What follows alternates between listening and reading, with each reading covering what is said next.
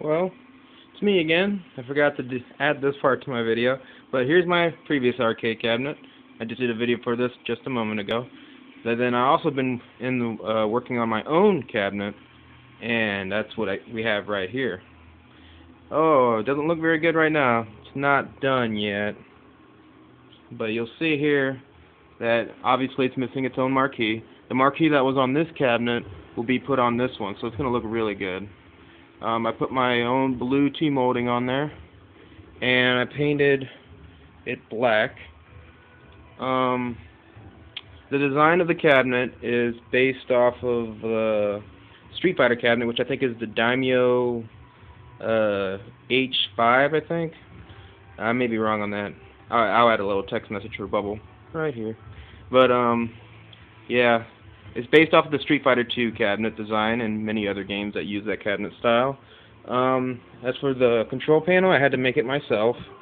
I made everything by myself, actually, except for the buttons, obviously. I bought them. These came from my ex-arcade. And these are Simon ball tops, the same one they used for this one here. They're square gates, so which is real good. And then, as you'll see here, this is Street Fighter 4 Arcade Edition. Even though I don't think Arcade Edition got its own movie, but I used a monitor. Oh, this is for the PS3, by the way. My PS3 is inside here, which I'll show you in a second. But yeah, it took me a while to find this monitor because of the fact that I wanted to be able to play old games on here, as well as new games, new fighting games, basically. Because this is going to be a fighting cabinet, Street Fighter cabinet, you know. But it'll also be for beat 'em ups and other such things as that, which will be more interesting than this cabinet. This cabinet's great too, but I really wanted to play other games as well. Shoot 'em ups, you want to get a break from shoot 'em ups, you know. I don't know, that's just me. But yeah. Let's see, what else can I say here? I painted it black. You can't really tell from the video. The video makes it look really awesome, but when you get down to the paint doesn't look that good in person. I don't know if you can really see it.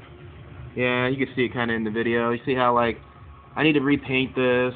I'm not very good. Like, this is the first thing I made by myself out of wood.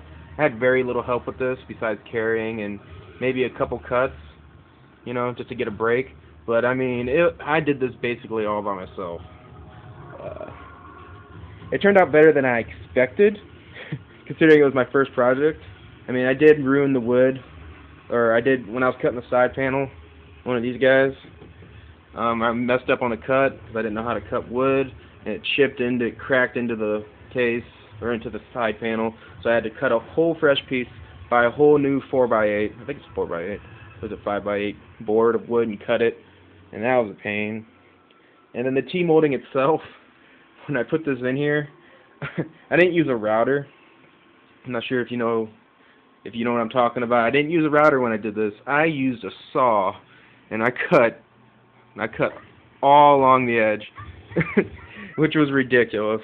I used a little handsaw. I don't have it down here. It was like a Leatherman. I was just like, that looks straight, all the way down. I didn't do T-molding along the back. I didn't do it back here. I didn't think it was necessary. Plus, my hand was getting tired. So I only did it along the top here. You can't really see it in the video. There, you can see it here pretty good because of the light. But yeah, it goes all the way around. But yeah, the buttons themselves, they're haps, I believe. Yeah, hap buttons. Normal hap push buttons. So nothing special there. As I mentioned before, this is from the arcade cabinet. The control panel, I wanted to buy my own control panel, like one from a replacement one, and put it on here. It would look so much better. But what I'm going to end up doing is, I'm going to get, like what I did with this one, I put textured vinyl on here.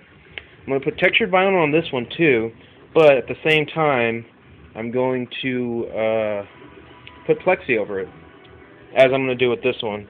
But it's an experiment right now. I don't know how to deal with plexi or cut plexi or anything like that. So it's a whole another learning experience for me. So I'm going to put this textured vinyl on here. I might paint it. No, I'm not going to paint it. Because painting because the wood itself is not MDF. That's a problem. It's not MDF. It is particle board. If you decide to make your own arcade cabinet, do not use particle board unless you plan on like putting what do they call it?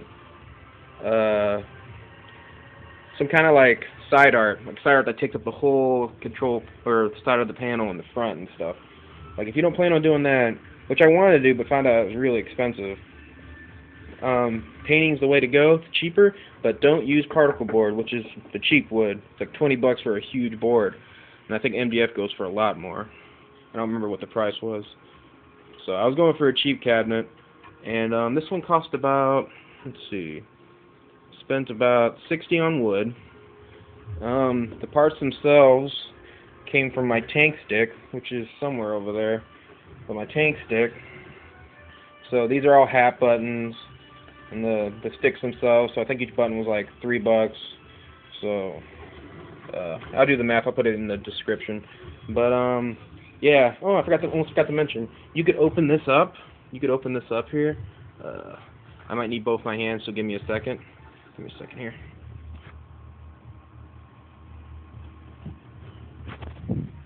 But yeah, you could open this up here. It drops down. Put these hinges in here. Oh, you can't really make it out. But I put hinges in here so this moves like that. And you see the PlayStation in there?